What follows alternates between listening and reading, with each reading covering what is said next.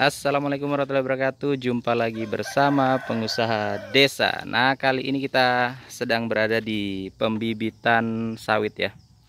Kita berada di pembibitan sawit milik Om Rustam. Nah, jadi sawit ini lagi booming di tempat kami karena memang baru-baru ini masuk salah satu perusahaan sawit di Sulawesi Tenggara.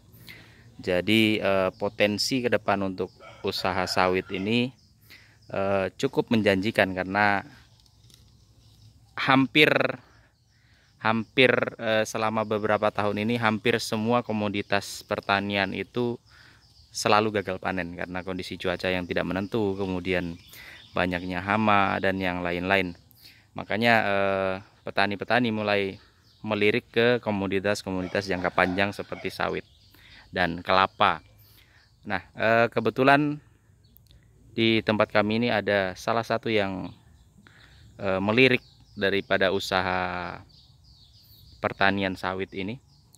Nah, beliau bukan hanya tertarik untuk mengembangkan sawit sampai dengan berbuah, tapi juga beliau melihat potensi untuk bagaimana bisa menghasilkan atau menjual bibit sawit kepada petani. Nah, di sini sudah ada Om Rustam. Tapi sebelum kita wawancara dengan beliau, kita lihat dulu sawit hasil bibitannya. Nah, ini adalah sawit yang baru berumur 1 mingguan, 1 minggu sampai 2 mingguan ya.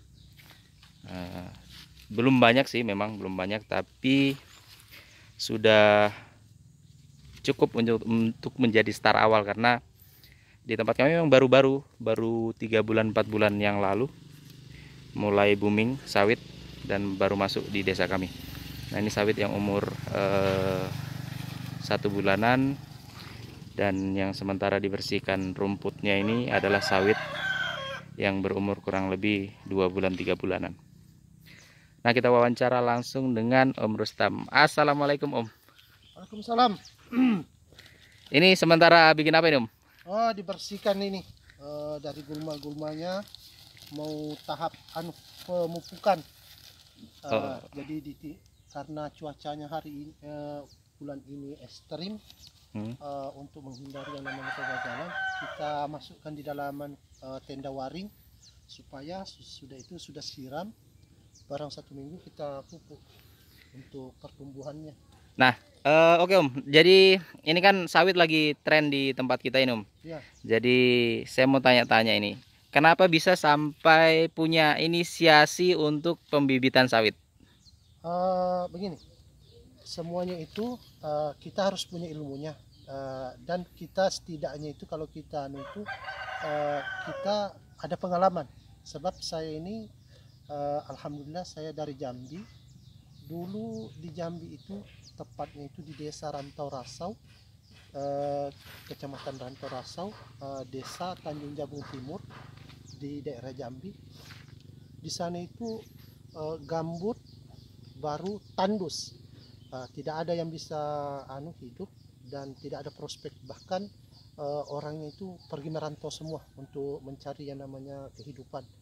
Alhamdulillah karena menanam sawit, pas 2012 saya pulang, alhamdulillah ada juga masih warisan sudah ditanami sawit. Ekonomi itu 180 derajat perubahannya. Jadi saya dapat jodoh orang di sini, jadi saya mau terapkan itu. Dan kenapa kita mulai dengan pembibitan? Sebabnya kalau itu kan ilmu petani itu di matanya. Jadi kalau sudah bagus dia lihat itu hasilnya, dia itu mengeluarkan yang namanya pokoknya apa yang bisa dia jual untuk menanam sawit. Jadi dia mau pertama itu dia butuhkan bibit. Jadi kita fasilitasi bibit, selain untuk diri kita, untuk dijual juga. Oke, mantap sekali. Nah, untuk selanjutnya Om, kalau melihat sekarang kan ini kan dulu juga pernah di sini booming sawit, kemudian tenggelam juga harganya. Nah, kalau kita sendiri lihat bagaimana prospek sawit ke depan untuk di Sulawesi Tenggara Om? Begini, kan kalau kalau untuk kedepannya, kalau kelapa sawit ini memang intinya semuanya itu dibutuhkan kesabaran, dan prospeknya itu kita sekarang ini kan alhamdulillah bagus respon dunia untuk yang namanya produk kelapa sawit, dan kita hanya tidak andalkan hanya dari kelapa sawitnya, sebabnya kita di sini potensi juga kita ini di Desa Abadi Jaya ini yang namanya peternakan. Jadi daunnya nanti ini pelepahnya ini kan ini banyak juga. Jadi kita koordinasikan dengan peternakan.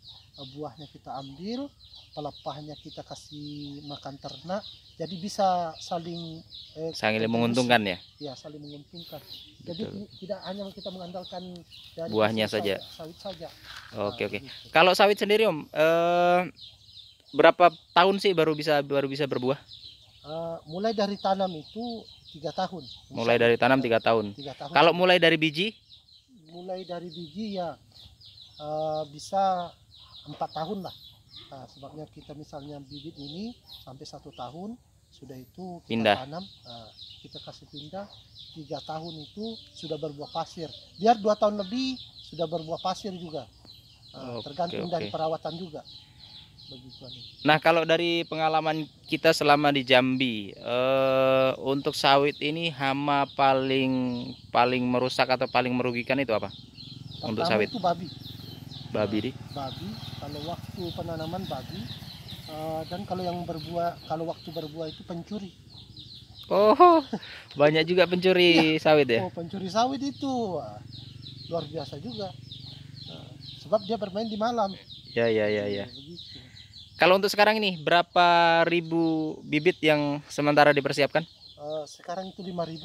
Sebab alhamdulillah saya dapat juga proyek pengadaan 2.500. Jadi siapkan 2.500. 5.000. Berarti dari 5.000, 2.500 sudah ada yang order ya? Ya, sudah ada yang order.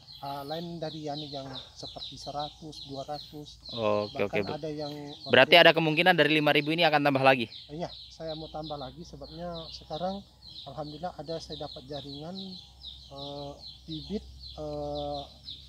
istilahnya itu top 9 lah, yang bagus sekali. Ya kalau yang ini kan ya kalau itu nomor 2 atau nomor 3 ini kalau bibit ini. Nah, untuk harga bibitnya Om, barangkali bisa di-share berapa? Barangkali nanti ada penonton yang juga tertarik untuk membeli bibit sawit di sekitaran Muna Barat atau wilayah Muna atau Sulawesi Tenggara, bisa mungkin menghubungi nomornya kita, nanti saya share di kolom deskripsi. Ya, kalau untuk harga yang untuk umur 1 tahun itu 50.000. 1 tahun 50.000 siap tanam itu ya? Siap tanam. Jadi dia kalau area Muna Barat bisa kita langsung antarkan di tempat. Oh, jadi diantarkan di tempat. Diantarkan di tempat.